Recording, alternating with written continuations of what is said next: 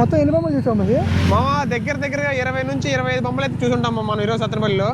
మీకు బాగా నచ్చిన బొమ్మ ఏంటి అందులో?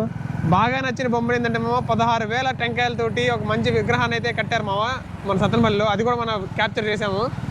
అది ఫస్ట్ టైం కదా మనం సత్తెనపల్లి చూడడం. సత్తెనపల్లిలో మనం అసలు ఎక్స్పెక్ట్ చేయలేదు మామ ఆ రేంజ్లో సెలబ్రేషన్స్ ఉంటాయి వినాయక చవితి అని. కానీ ఈరోజు చూసాం మనం. టెంకాయల బొమ్మ కాకుండా నీకు ఇంకా బాగా నచ్చిన బొమ్మ ఏంటి?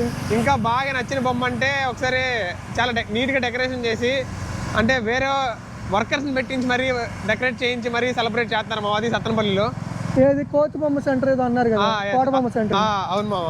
లక్కీ డ్రా అని చెప్పేసి కాన్సెప్ట్, కొత్త కాన్సెప్ట్ తోటి వినాయక చవితికి చాలా మంచిగా మనకైతే పరిచయం చేస్తున్నారు. కొన్ని చోట్ల లక్కీ డ్రాలు కూడా ఉన్నట్టున్నాయి. అదే మా కొత్త కాన్సెప్ట్ తోటి వినాయక చవితిని అయితే మనకైతే తీసుకొస్తున్నారు. మరి నీ ప్లాన్ ఏంటి?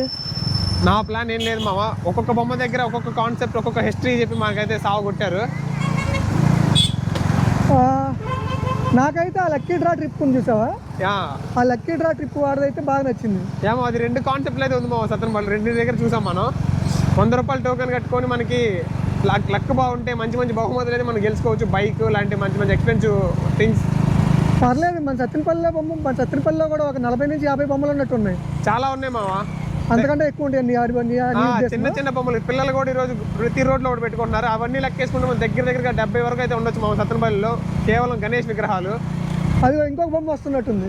అలా చూసుకుంటే గల్లీకి మామ